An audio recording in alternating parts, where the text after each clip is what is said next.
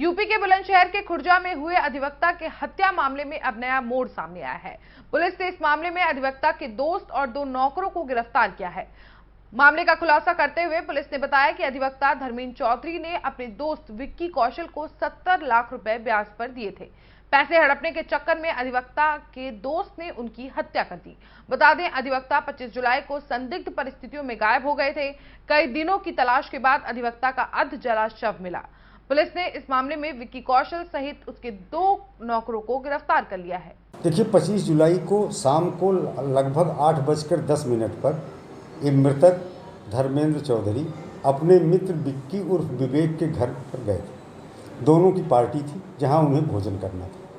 वहां जाते ही एक सुनियोजित प्लानिंग के तहत उसके अभिन्न मित्र विवेक विक्की ने अपने दोनों नौकरों के साथ मिलकर गला घोंटकर इनकी हत्या कर दी। हत्या करने के बाद शोरूम के पीछे बने हुए गोदाम, टाइल्स का गोदाम है, वहाँ पे पहले से एक गड्ढा बना हुआ था जो बोरिंग का गड्ढा था, और उस गड्ढे में इनको डाल करके टाइल्स के टुकड़े डालकर गत्ते रख करके उसके ऊपर टाइल्स के कई पैकेट रख दिया था ताकि किसी को पता नहीं चले। इसके बाद जब इसके परिवारीजनों ने तलाश की तो इसने बताया कि मेरे घर आए थे 8:10-15 के आसपास।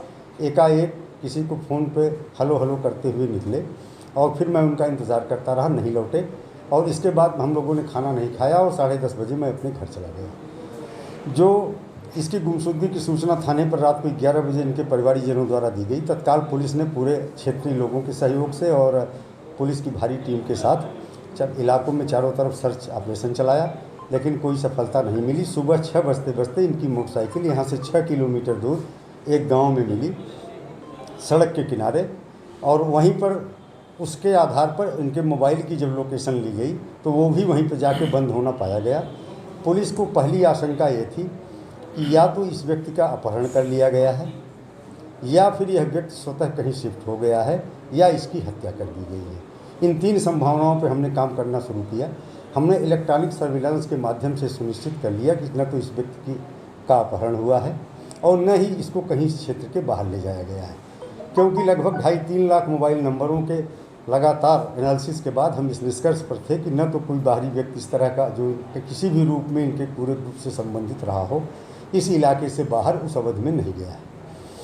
फिर अंत में हम लोगों की शक की सुई इनके मित्र विवेक पर थी, विक्की पर।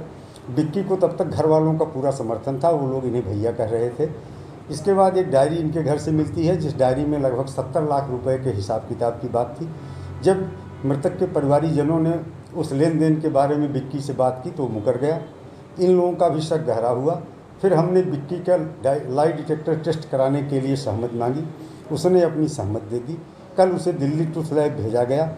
वहाँ पहुँचने के बाद देखने के बाद इसे लगा कि झूठ पकड़ में आ जाएगी, तो इसने बहाना किया कि इसका ब्लड प्रेशर, शुगर बढ़ा हुआ है, यह लाई डिटेक्टर टेस्ट नहीं करा सकता है।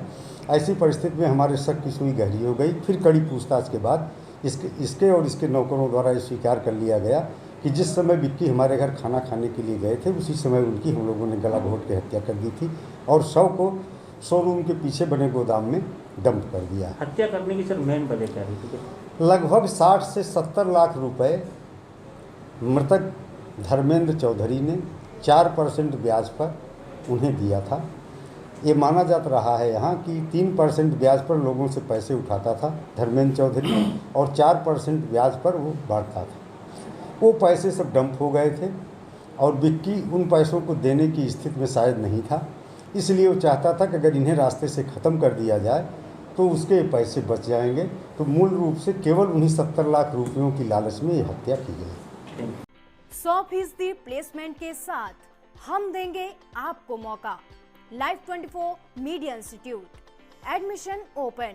रजिस्ट्रेशन के लिए कॉल करें 9560464170।